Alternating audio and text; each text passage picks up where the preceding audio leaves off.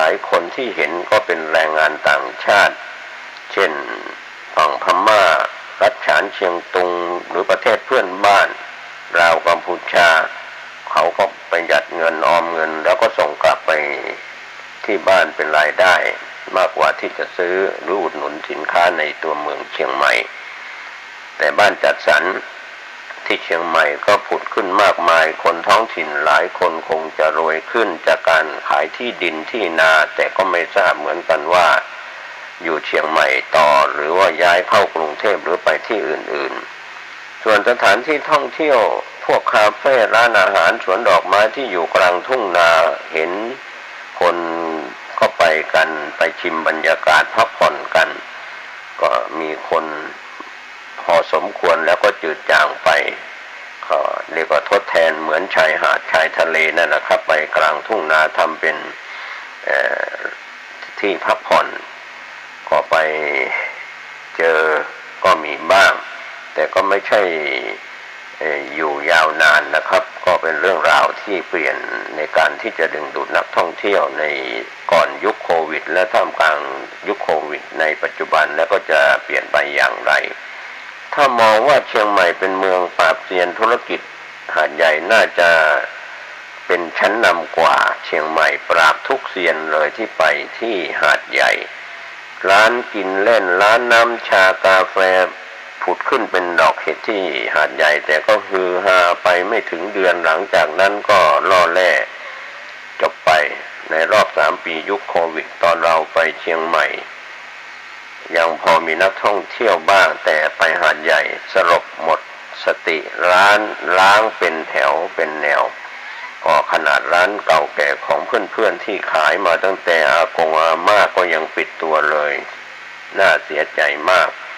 พอรุ่นลูกๆกลับมาจะปักหลักที่บ้านเกิดลงทุนตกแต่งร้านวางแผนการตลาดจนฮือฮา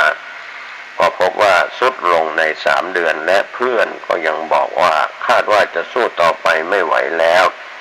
สายป่านยาวพอแต่เริ่มเสียดายเงินที่ลงทุนกันไปอะไรทำนองนี้คิดถึงแผนรถไฟความเร็วสูงของประเทศถ้าสำเร็จภาคเอกชนท้องถิ่นก็จะมีความเจริญรุ่งเรืองขึ้นมามากเสียดายแทนประเทศไทยจริงๆอันนี้ก็เป็นมุมมองของที่เราเห็นว่าธุรกิจอะไรก็ได้ที่มีกลุ่มเป้าหมายและมีกำลังซื้อถ้าไม่มีทั้ง2 อย่างทำอะไรก็เจ๊งกิจการกันไปหมดนะครับต่อให้คุณชายที่นำขนมจีนน้ำเงี้ยวน้ำยาหรือมีร้านเล็กๆมีลูกค้าและรายรับได้ตามเป้าแต่ละเดือนคุณก็รอดได้เชียงใหม่นั้นเมืองปราบเซียนนั้นก็ถูกต้องผ่านไปกี่ปีก็ยังคงเป็นแบบนี้เด็กๆเรียนจบจากหมอนายแพทย์ดังถ้าบ้านไม่มีเงินถุงเงินถังไม่ได้จบสายแพทย์บ้านไม่มีธุรกิจตกทอดให้แต่ก็อยากได้เงินมากๆตอนอายุน้อยถ้าไม่ทำออนไลน์ก็ต้องละเหตุไปทำงานเมืองใหญ่ๆในต่างประเทศวิถีชีวิตส่วนใหญ่นะครับของคนในท้องถิ่นไม่ฟุ้งเฟ้อส่วนใหญ่ชอบความเรียบง่ายคนขี่มอเตอร์ไซค์ไปทำงานกันมากในเชียงใหม่แต่งหน้าจัดเต็มไม่ได้ต้อง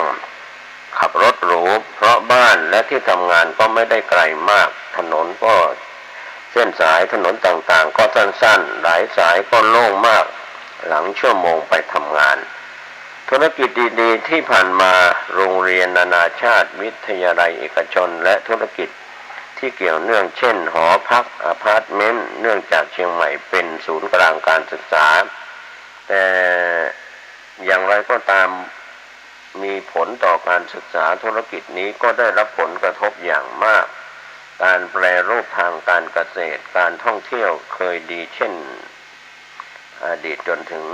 ปัจจุบันก็ซบเซาลงไปก็ในเรื่องที่จะมีจีนมาล็อกดาวน์ก็ต้องหลังจากจีนล็อกดาวน์ก็ต้องรอผ่านพ้นวิกฤตโควิด -19 ธุรกิจที่ยังดีก็คือธุรกิจที่ยังอิงงบประมาณภาครัฐการสร้างถนนซ่อมสาธารณูปโภคซื้อครุภัณฑ์ โดยต้องฟาดฟันบนโต๊ะใต้โต๊ะจะเรียกว่าทั้งในส่วนที่เรียกว่ายัดไส้กันเรียกว่าขาก็ต้องแข็งแล้วก็ยึดครองโดยเจ้าเก่าเจ้าแก่ที่เชื่อมโยงกับอำนาจของรัฐธุรกิจการเมืองข้าราชการหน่วยงานที่เกี่ยวข้องกับงบประมาณคุณก็ต้องลงทุนให้ถูกสายจะได้มาซึ่งผู้คนในตำแหน่งที่เกี่ยวข้องกับงบประมาณขอด้านบนตามมาด้วยการถอนทุนตั้งแต่ยุคคสช.ข้าราชการได้รับไฟเขียวจากแหวนแม่และนาฬิกาเพื่อนอัตราเรียกรับเพิ่มจาก10ถึง20%เป็นขั้นต่ำ30%และนับวันจะสูงขึ้นเรื่อยๆเป็นธุรกิจที่เติบโตไม่กลัวเสี่ยงใดๆนะครับท่านผู้ฟังอันนี้ก็เป็นส่วนที่เราได้เข้าใจกันถึงเรื่องราวต่างๆที่เกิดขึ้นก็พอมองเห็นว่าการที่จะเดินทางมาลงทุนที่เชียงใหม่แล้วว่าเป็นเมืองปราบเซียนจริงเท็จแค่ไหนคนเชียงใหม่จริงๆทั่วไปก็ไม่ใช่คนรวยคนมีเงินที่จะได้เข้าร้านอาหารร้านกาแฟกินข้าวนอกบ้านตลอดเวลาคงไม่ใช่ธุรกิจที่เปิดก็แบบอาศัยกำลังซื้อคนเชียงใหม่ถึงไปไม่รอดนะครับถ้าไปมองกับคนท้องถิ่นส่วนต่างจังหวัดทุกที่นะครับคนมีรายได้มากๆมีจำนวนไม่มาก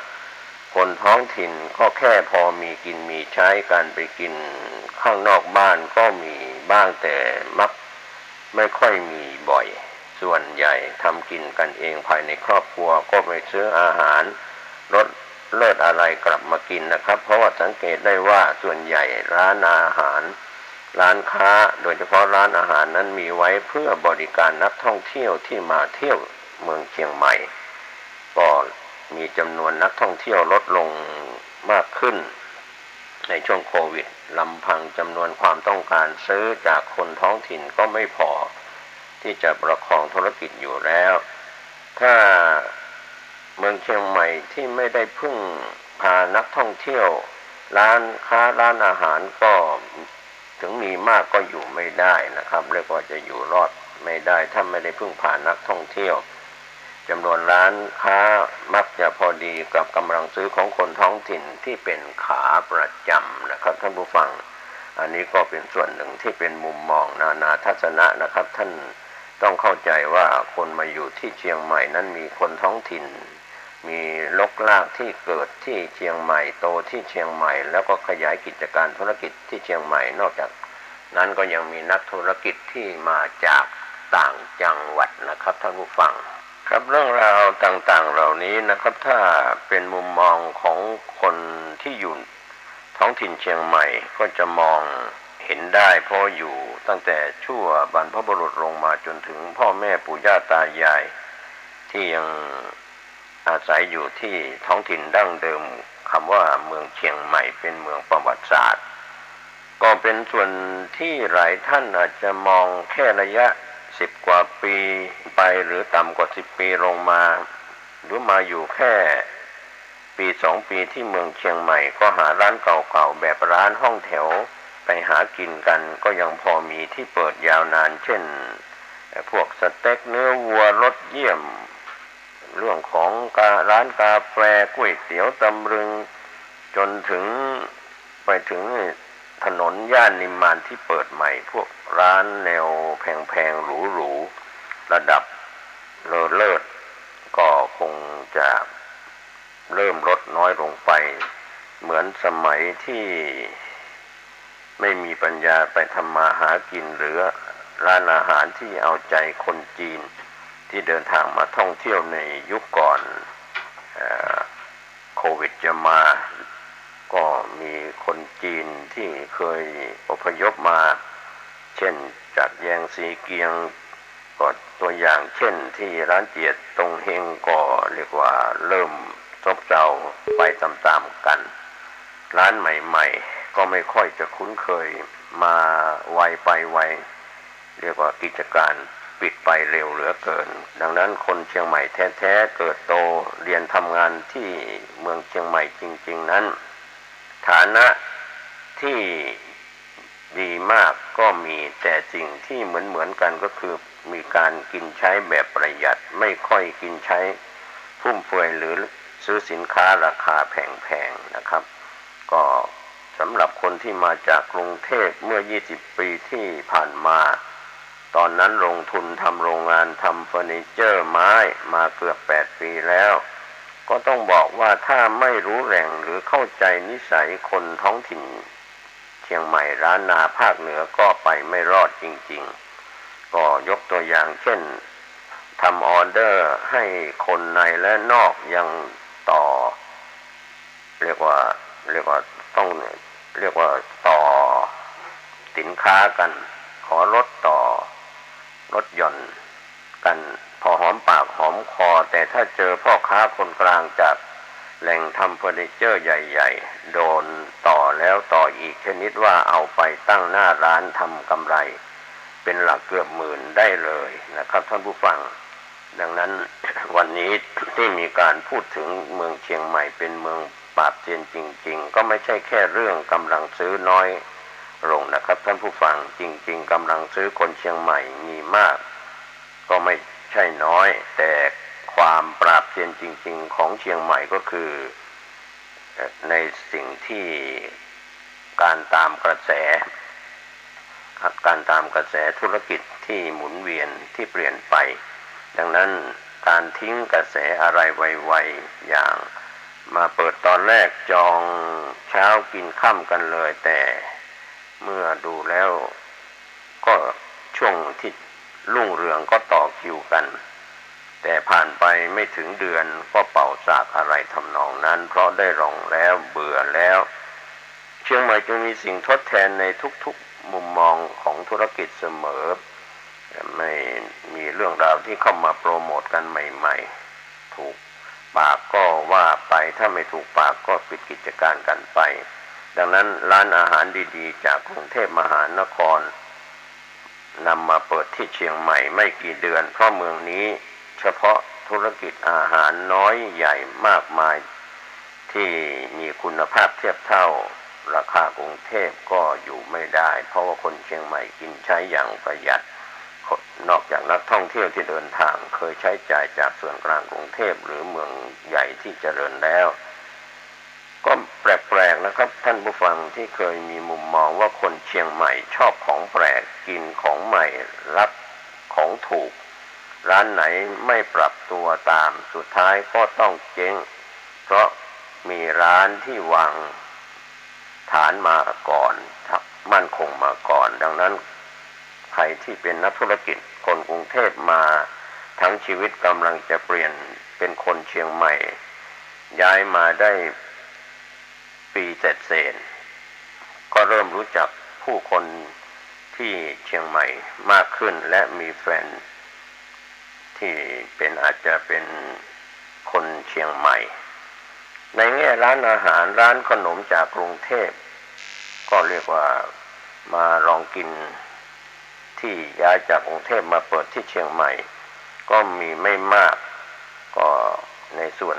ที่มาเปิดกิจการที่เชียงใหม่ราคาทำให้เราคาดหวังสูงแต่พอกินแล้วเรากลับพบว่าก็คนอื่นชอบตรงไหนทำไมมันมีราคาแพงทำไมมันดังทำไมนำมารีวิวโปรโมทโฆษณากันมากก็ดังนั้นของเทียมเรียนแบบความอร่อยแต่ไม่ใช่ของจริงรสชาติมันก็เฉยๆแปลว่าไม่คุ้มกับความคาดหวังดังนั้นคนกรุงเทพที่มาอยู่เชียงใหม่หลายปัจจัยก็ทำได้อยู่บางเจ้าก็ร่ำรวยไปหลายปีแต่เชื่อเถอะถ้าไม่มีการปรับตัว 2-3 ปีก็เริ่มตกลงแล้วในการทำธุรกิจดังนั้นพอมาอยู่เชียงใหม่ปัจจัยพวกนั้นเช่นเงินหมุนเวียนของคนรวยรวมไปถึงไม่ได้เงินจากการกู้แบงก์อย่างตัวอย่างเช่นแหล่งธุรกิจขนาดใหญ่แบบกรุงเทพมหานครใช้เงินให้ดูฟุ้งเฟ้อจึงไม่จำเป็นถ้าไม่ถูกปากไม่อร่อยจริงๆก็มาจ่ายแพงๆค คงไม่มีคนมากินมาจ่ายอย่างมากก็มาลองชิมแล้วก็เลิกล้างลาแล้วก็จบไป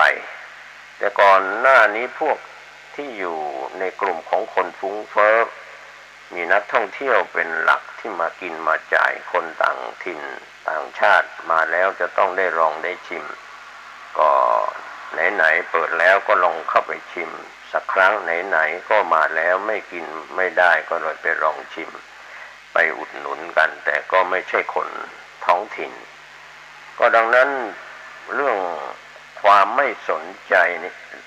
กินขนาดไหนอร่อยขนาดไหนแพงขนาดไหนก็อาจแค่ไปลองชิมในส่วนของ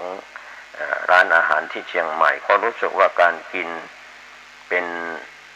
ในส่วนคนท้องถิ่นเขาก็กินแต่ของที่ชอบเขาพาไปร้านโน้นร้านนี้ร้านต่างๆที่ดังก็อร่อยจริงบางร้านนี้เป็นอันดับหนึ่งในเชียงใหม่ก็มีทั้งเคยอยู่กรุงเทพมาเปิดที่เชียงใหม่ทั้งคนเชียงใหม่เปิดที่เชียงใหม่กว่าจะเจอร้านที่กินแล้วมีรสชาติมันก็ไม่ได้เยอะเท่าจำนวนร้านที่เปิดเลยนะครับท่านผู้ฟังอาจจะไม่ใช่ว่าปราบเซียนแต่อาจจะปราบไม่เซียนหรือเปล่าก็เป็นเรื่องที่คนท้องถิ่นเชียงใหม่เข้าใจกันดี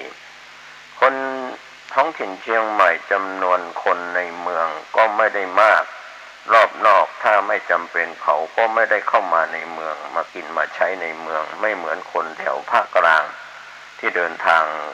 มาในพื้นที่เชียงใหม่เป็นประจำแล้วก็มีรายได้อาจจะมากกว่าตามปริมาณงานก็มีคนมามากมายทั้งคนที่เข้ามาตั้งรกรากที่ภาคกลางขึ้นมาอยู่เหนือที่เชียงใหม่ก็มีมากมีแนวโน้มใช้จ่ายอยู่แล้วเพราะว่าเวลาส่วนใหญ่เขาทำงานเสร็จก็ต้องจ่ายส่วนอื่นที่เขาไม่ได้สามารถทำได้เองอย่างเช่นอาหารการเดินทางหรือแม้กระทั่งซักผ้าแต่คนที่มาอยู่เชียงใหม่ถ้าไม่ใช่แนวธุรกิจเกี่ยวกับนักศึกษาที่ไปอยู่ที่นั่นหรือไม่ใช่พวกที่เกี่ยวกับนักท่องเที่ยวก็อยู่ยากเพราะว่าส่วนใหญ่คนกลุ่มนี้จะใช้เงินกันมากไม่เหมือนคนทำงานเขาเหล่านั้นก็จะไม่ค่อยใช้เงินกันเพราะรายได้ไม่สูงก็ต้องประหยัดดังนั้นอะไรที่ไปเปิดที่เชียงใหม่แล้วไม่ได้เป็นกลุ่มตลาดนั้นตลาดนี้โดยเฉพาะร้านอาหารถ้าไม่ถูกปากคนเชียงใหม่ก็อยู่ไม่ได้นานจะอาศัยคนจรนักท่องเที่ยวจากต่างถิ่นต่างประเทศกันเข้ามาสัดส่วนน้อยกว่าทางภาคกลางหรือภาคอื่นๆจำนวนคนปริมาณเงินที่ใช้ตัวอย่างเช่นคนส่วนใหญ่ไปกินก็วัยรุ่นแล้วก็คนที่มาจากต่างพื้นที่นักท่องเที่ยวที่เขาพร้อมจะจ่ายเพื่อให้ได้กินหรืออะไรที่ราคาสมเหตุสมผลอย่างพวกปิ้งย่างชาบูพวกนี้ก็มีคนเข้าไปกินกันมากแต่ถ้าไม่อร่อยแล้วมาเปิดหรือหาได้ทั่วไปร้านไหนก็มีทั้งใกล้ไกลมีกินเขาก็จะไปร้านนั้นแหละไม่แปลกห้างตามรูปที่นำมาจะเป็นนักลงทุนต่างชาติที่เป็นห้างสรรพสินค้าหรือนักลงทุนของไทยที่มาจากภาคกลางเขาก็พยายามทำอีเวนต์ต่างๆให้คนไปใช้บริการที่ห้างสรรพสินค้าไม่ใช่ร้างขนาดนั้นยังมีร้านอื่นๆที่เป็นห้างเล็กๆคนก็ไปเดินกันเยอะยังมีร้านอาหารอีกฝั่งที่ดึกๆยังคลึกคลื้นอยู่ตลอดห้างเหล่านี้เขาก็ยังสู้คอนโทรลเรื่องของการจัดโปรโมชั่นเข้ามาเสริมเพื่อดึงคนเข้าห้างเข้าร้านหรือห้างสรรพสินค้าคนที่เดินสบายๆแต่ก็ต้องเลือกซื้ออีกหน่อยในห้างถ้าโควิดหายไปอาจจะกลับมาคึกคักอีกนะครับการจัดอีเวนต์ดีๆเพราะห้างเขาจัดได้สบายๆอยู่แล้วเชียงใหม่คนรอบนอกนอนเร็วถ้าคุณไปต่างอำเภอ ท้องถิ่นต่างอำเภอคุณจะรู้เลยว่าบ้านเรือนเขาเริ่มปิดกันแล้วตั้งแต่ช่วงหัวค่ำกลางคืนบางร้านเนี่ยที่เปิดอยู่ช่วงเวลาในการทำธุรกิจก็จะน้อยตามไปด้วยยิ่งถ้าไม่ได้เน้นคนท่องเที่ยวหรือที่เดินทางมาจากต่างถิ่นที่เป็นนักท่องเที่ยวต่างชาติต่างถิ่นก็ยิ่งโอกาสที่จะได้เงินน้อยสำหรับต่างอำเภอหรือในแถบชนบทของเชียงใหม่การเปิดร้านอาหารร้านกาแฟก็ยากเพราะคนภาคเหนือกินรสชาติไม่ค่อยเหมือนคนภาคอื่น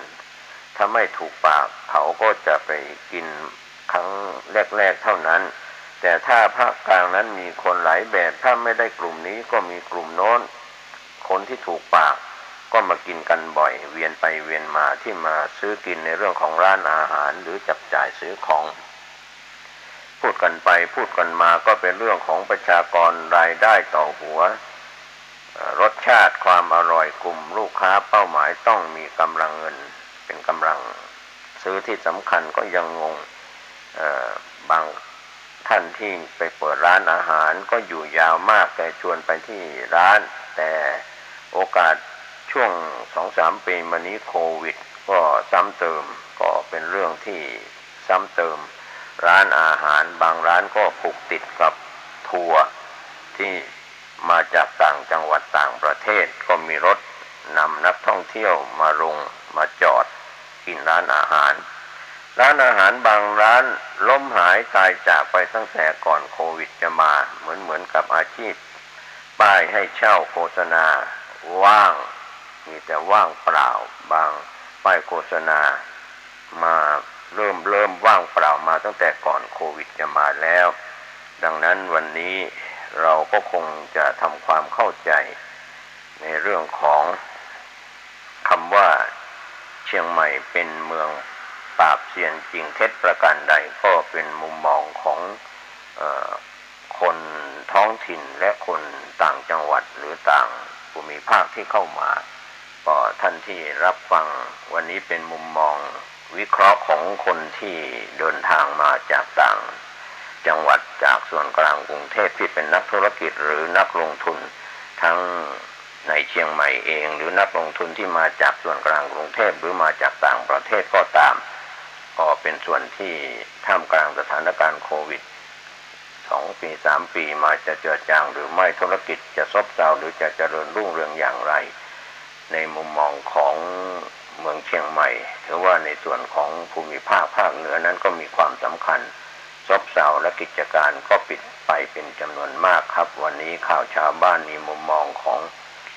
เดินทางนักท่องเที่ยวที่เข้ามาเที่ยวเชียงใหม่แล้วก็มาได้ยินคำว่าเชียงใหม่เป็นเมืองปราบเซียนจริงเท็จประการใดท่านอยู่ในใจและมุมมองของท่านอยู่แล้วสำหรับวันนี้ขอให้ท่านโชคดีที่มาอยู่เชียงใหม่และคนพื้นที่เชียงใหม่ก็จะเจริญรุ่งเรืองเพราะเขากินใช้อย่างประหยัดจริงเท็จประการใดรู้จักกินรู้จักใช้รู้จักประหยัดแม้แต่ร้านโชห่วยในท้องถิ่นก็ยังอยู่ไม่ได้ท่ามกลางโควิดที่มาประดังเข้ามาในช่วงนี้ขอทุกคนทุกท่านได้รู้จักภูมิประเทศและเดินทางท่องเที่ยวรอดปลอดภัยเรื่องของการกินใช้อย่างประหยัดสวัสดีครับสวัสดีครับท่านผู้ฟังที่เคารพธรรมสาระวันนี้ผมกาเศรษฐ์เพชรสำริดวิทยากรก็เชิญชวนท่านผู้ฟังผู้มีสติปัญญาบุญบารมีเก่าหนุนหลังจากอดีตชาติจนถึงปัจจุบันชาตินี้และจะมีต่อไปในอนาคตการฟังด้วยดีการช่วยกันคิดช่วยกันแสดงออกพลังทางจิตทางใจทางสมองทางความคิดบ่งบอกออกมาทางคำพูดและอากัปกิริยาที่แสดงออกนั้นก็เป็นส่วนสวัสดีครับท่านผู้ฟังที่เคารพธรรมสาระวันนี้และข่าวสารที่ชวนให้ท่านได้คิดได้พิจารณากันก็หลากหลายเรื่องราวที่เกี่ยวข้องกับข่าวชาวบ้านผมเกษตรเพชรสำริดบรรณาธิการข่าวก้าวหน้านิวขอเจริญสุขญาติโยมท่านผู้ฟังทั้งหลายทุกท่านทุกคน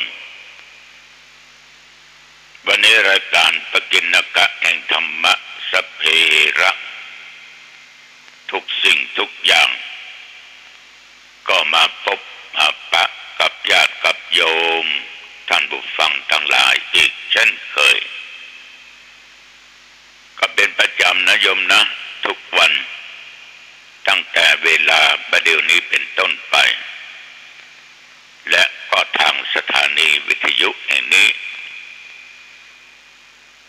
ทุกครั้งเพื่อเป็นมงคลต่อชีวิตในฐานะที่พวกเราทุกคนนั้นเป็นชาวพุทธตอนนี้ไปเรามาสวดมนต์ฉบับย่อร่วมกันพร้อมกันไปตั้งใจนะโยมนะตั้งใจอะระหังสัมมาสัมพุทโธภควาพุทธังภควันตังอภิวาเทมิกราบพระพุทธสวากขาโตภควตาธัมโมธัมมัง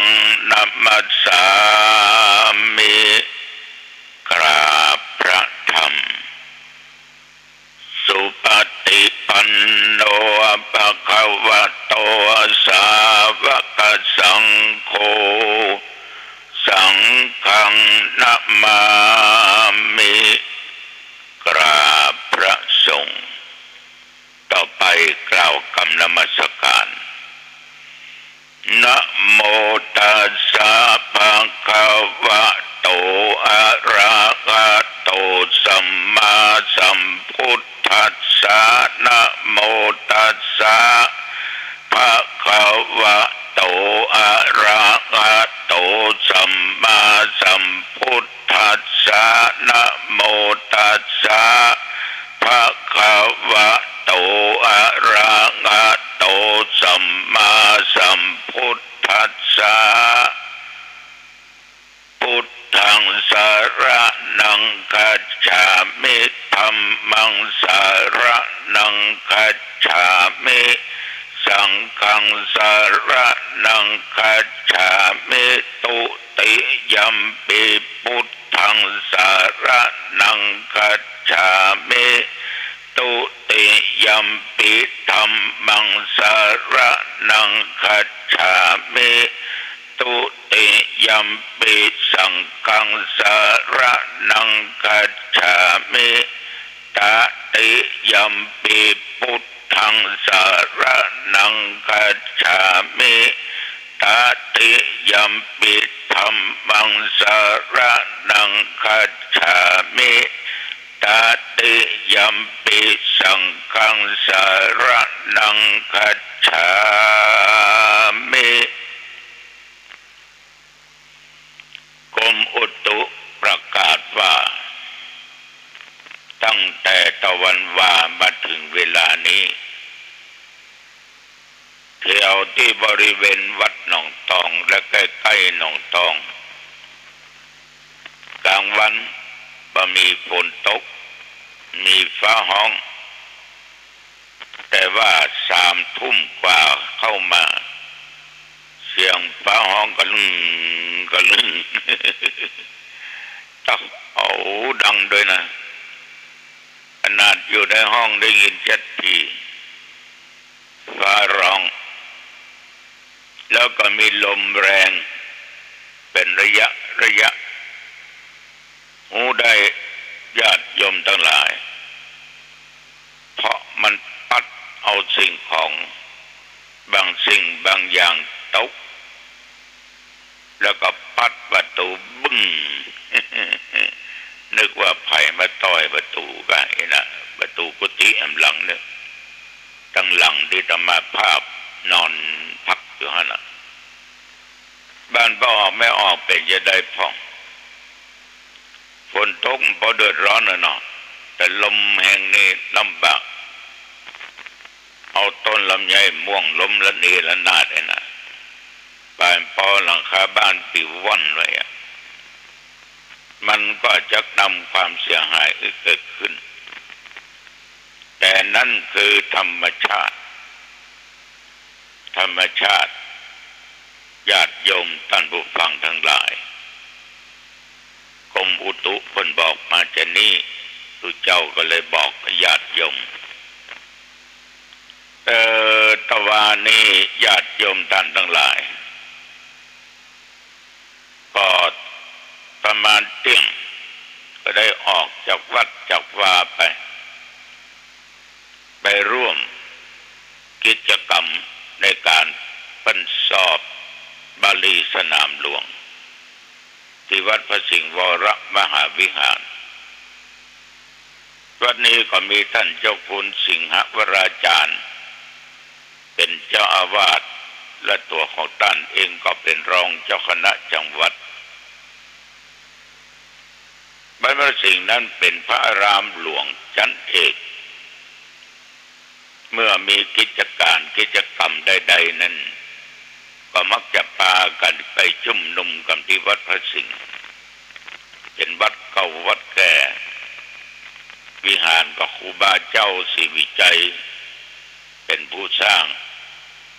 เดี๋ยวนี้เปลี่ยนหลังคาใหม่ละงามโลดเจ้าฟ้าใหม่ปั้นลมใหม่นะมีหลายสิ่งหลายอย่างญาติโยมสมกับเป็นพระอารามหลวงเพราะว่าจะมีการประชุมสงฆ์ก็ดีการสอบนักธรรมก็ดีบาลีก็ดีแม้แต่มีกิจกรรมที่สำคัญทำสามีจิกรรมก็ดีเข้าพรรษาออกพรรษาจะจีปีใหม่ตัวเจ้าก็มาพร้อมกันที่หั่นวิหารหลวงมาทำสามีจิตกรรมกันแต่ว่าโควิดเนี่ยมันยะประเพณีวัฒนธรรมหายไปนักแก่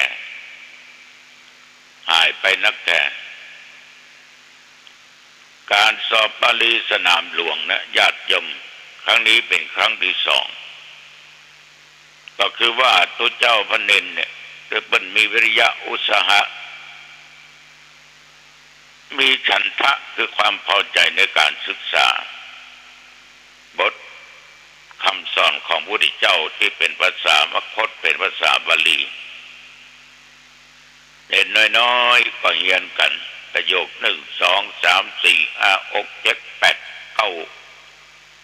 เรียนทำ9ประโยคเนี่ยทีนี้จังไปสอบได้หลายตนหรอก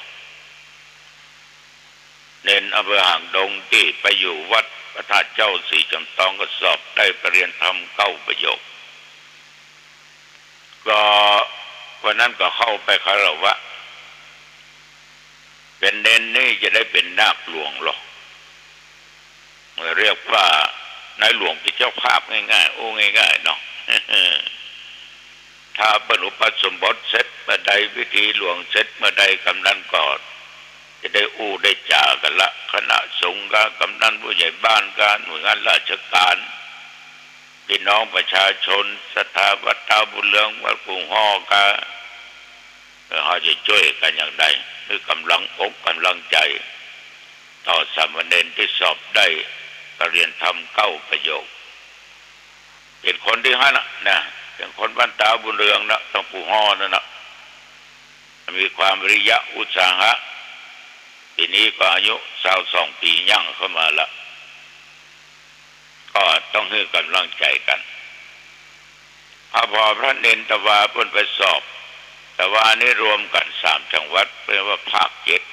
7มี1จังหวัดแม่ฮ่องสอน2จังหวัดลำพูน3จังหวัดเชียงใหม่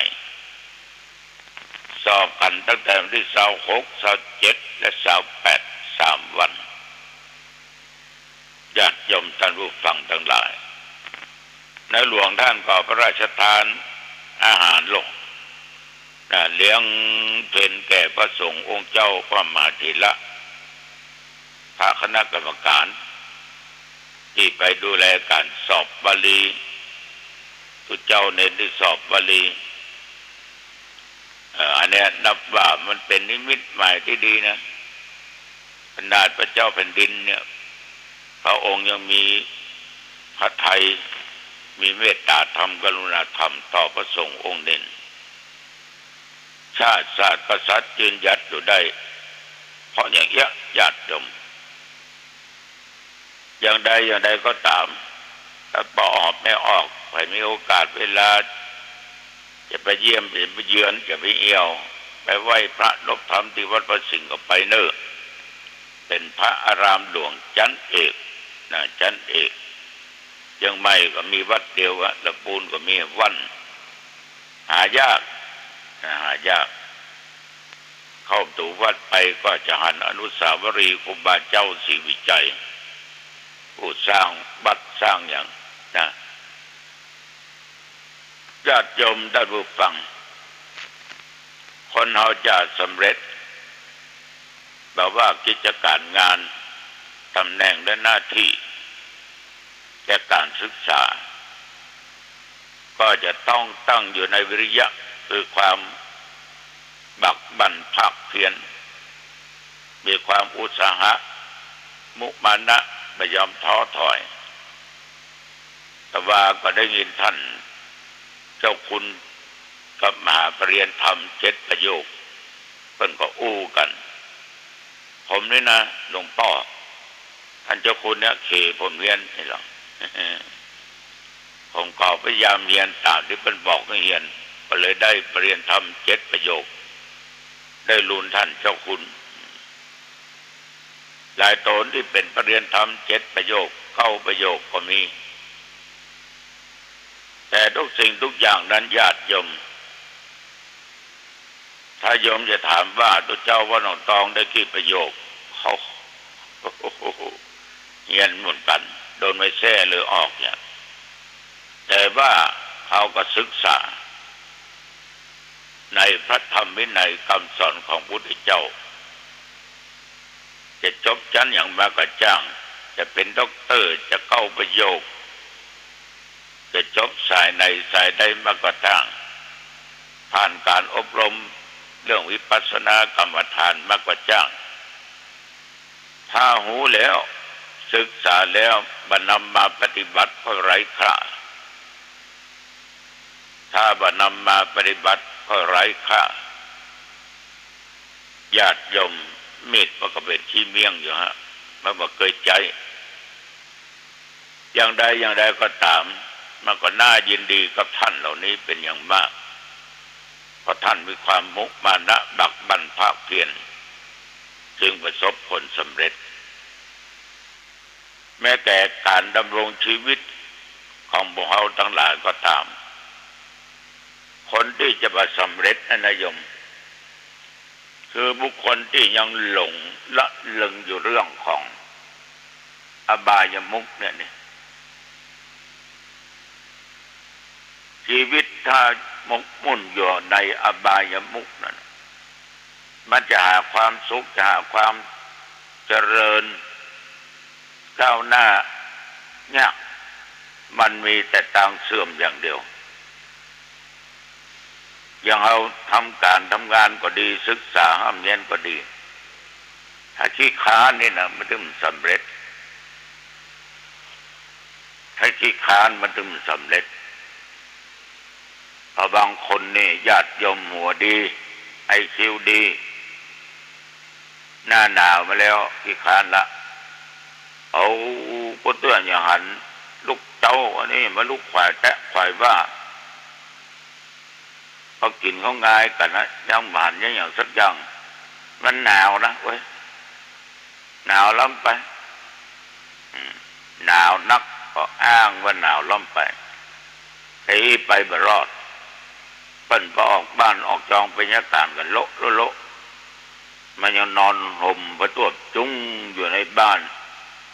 อยู่ในหอในเฮือนไปห้องผมไปอ้างว่าหนาวอย่าง2-3 วันนี้ฮ้อนเนาะบางคนก็ยังอ้างละฮ้อนไปฮ้อนเงาเนี่ยผมบรรยากาศก็มันฮ้อนแบบไหวยัยขนาดอยู่บ้านนี่มันยังฮ้อนขนาดนักญาติโยมจันทวาเนี่ยเนาะจะมาภาพในฐานะเป็นเจ้าคณะผู้ปกครองก็รู้จักหน้าที่ตัวเองอากาศจะฮ้อนขนาดไหนก็ตาม ก็ต้องไปในฐานะก็เป็นการคนหนึ่งของคณะสงฆ์ในภาค7ก็เป็นกำลังอกกำลังใจต่อลูกพระลูกเน้นที่เป็นสอบบาลีสนามหลวงกันอาตมาบอกว่าหอนต่อไปมันเป็นสิ่งมันไกลมันจะตายไปหอนมันจะตายเนี่ยสู้อยู่วัดมาได้นอนหลับดีกว่าเปิดพัดลมอยู่นี่ดีกว่าสบายนะมันก็ไปไม่ได้ญาติโยมถ้าตัวขี้ค้านี่มันมาบงการนี่นะมันไปละมันจะฆ่า11อยู่วัดอันหน้าวันตาพระท่านเจ้าคุณเขาเจ้าหน้าที่เขาโอ้หลวงพ่อเนี่ยมาสักกรรมครับบรรสอบบาลีสนามหลวงนะโอ้มันหอนนะท่านเจ้าคุณข้าขี้ค้านออกวัดเริ่มไปไหนแน่มันต้องยอมรับสารภาพหรอกข้าขี้ค้านออกวัดตึมไปไหนบางคนบางตนนะมันต้องอ้างอย่างเงี้ยอันที่ไปหาตาในหอนนิ่มตายมันยังไปอยู่เนี่ย มันมีส่วนได้แล้วเนาะไปนะอันนี้มันได้ว่าไผแม้แต่คนบ้านก็อย่างเดียวกันนั่นนะ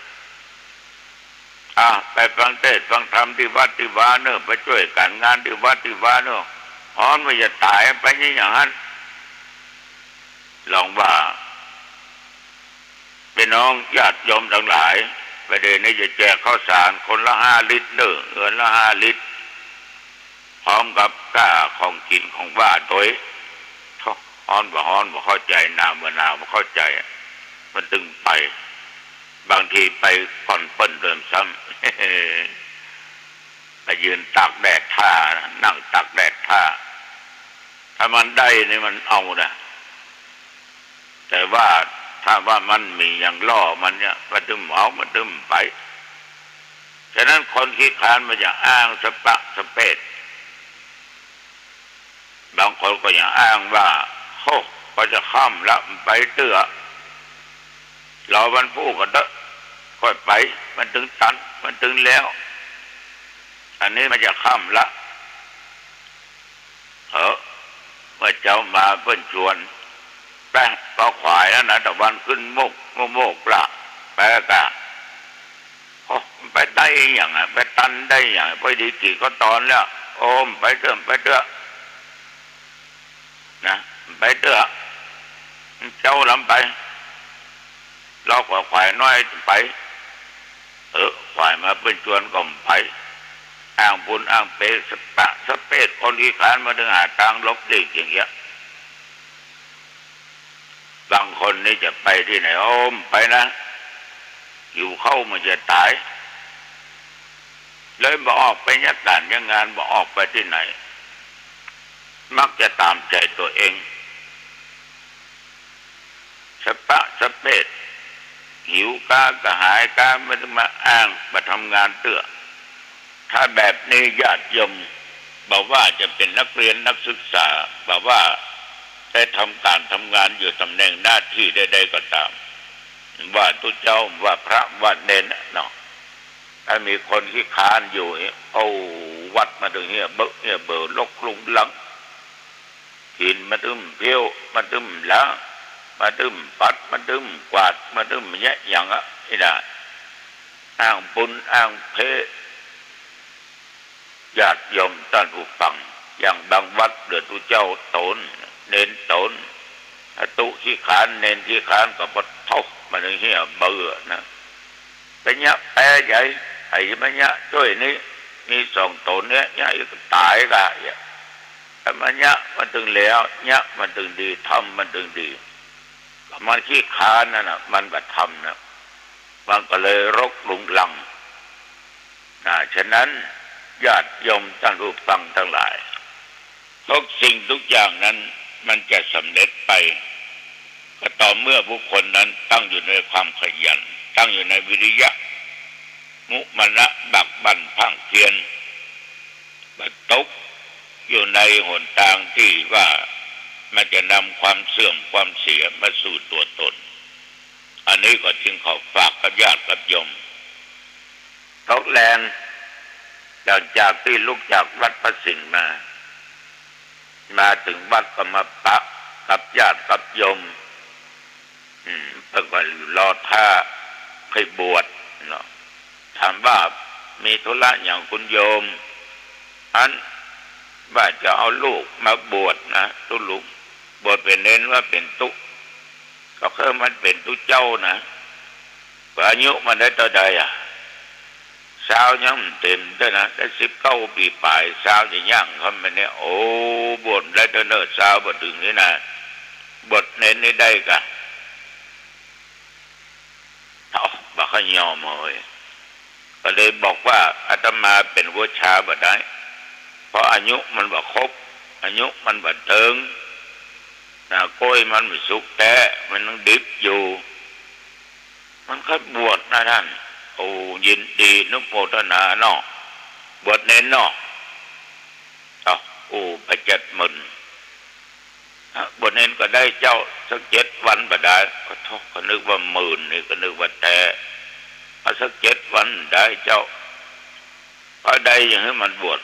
มันสงบจิตสงบใจพ่องตุลุถึงวันเนี้ยมาเริ่มเหมือนล่ำอยู่บ้านบึนไปถึงอันบึนไปที่นี่สัมเปลเทเมาของมันโอ้โหมันเมาเหล้ากันนะติดเหล้ากันเดี๋ยวมันย่างพ่องละตุลุงดีถ้าย่างได้ก็ดีเอ้าขอให้ย่างได้สัก7 วันเนอะจะบวชเน้นนึนะเดี๋ยวนับมันละ7 วันถ้ามันอดได้เอาก็มีกล่องสอดแนมไปรุ่นเนาะมาถึงหูว่ามันย่างได้บ่ได้มันถึงออกมาจากการแสดงออกทั้งกายทั้งวาจาของมันจิตใจมันก็จะงุดงิดถ้ามันย่างได้ก็เป็นบุญกับมันก็คือสัญญาเข้าไป7 วันเดี๋ยวพอตัวเนอะมันย่างแต่บ่แต่ไอ้น่ะเขาอู้จาเรื่องการบวชเพื่อยมฟังเพราะว่าลูกปั้นอายุ19 ปีปลายน้อยเดียวยังกำลังย่างเข้าสาวได้สักเดือน2 เดือนเนี่ยขับเป็กเป็นผู้เจ้าก็เลยบอกว่าบัดเต็มนี้บวชมาได้ก็เป็นอันเข้าใจกันฉะนั้นสาธุชนญาติโยมท่านผู้ฟังบางสิ่งบางอย่างเนี่ยเอาคิดว่าจะได้แต่มันกลับมาได้เราก็ต้องเข้าใจอย่างใดก็ตามแม้แต่ทรัพย์สินเงินทองสิ่งของก็ตามบางครั้งเราก็นึกว่าเราจะได้นึกว่าจะเป็นของเราแต่ในที่สุดเราไม่ได้เป็นของเราสักคำลองคิดดูด้วยเหตุด้วยผลเพราะเหตุใดมันไม่ได้นะทุกอย่างมาจากเหตุทั้งนั้นผลจึงจะเกิดขึ้นเอาละญาติโยมวันนี้ก็อู้จามาพอสมควรแก่เวลาสัพเพระฝากกับญาติกับโยมเนอจะไปประมาทเนอกาดจะไปตกเนอไปที่ไหนใส่หน้ากาก2 ชั้นเนอนั่งห่างกันพอสมควรจำเป็นว่าต้องไปนั่งกินข้าวด้วยกันนะมันต้องไปนั่งอู้นั่งจากันนะสันเองกันนะถ้าตั้งความประมาทอาจจะติดเชื้อโควิดได้นะอันตัวเจ้าก็เป็นห่วงถึงญาติโยมห่วงถึงตัวเก่าตัวถึงวันนี้เอาละขอความผาสุกความเจริญในธรรมจงบังเกิดมีแก่ญาติแก่โยมทุกท่านทุกคนอายุวันโนสุขังพระลัง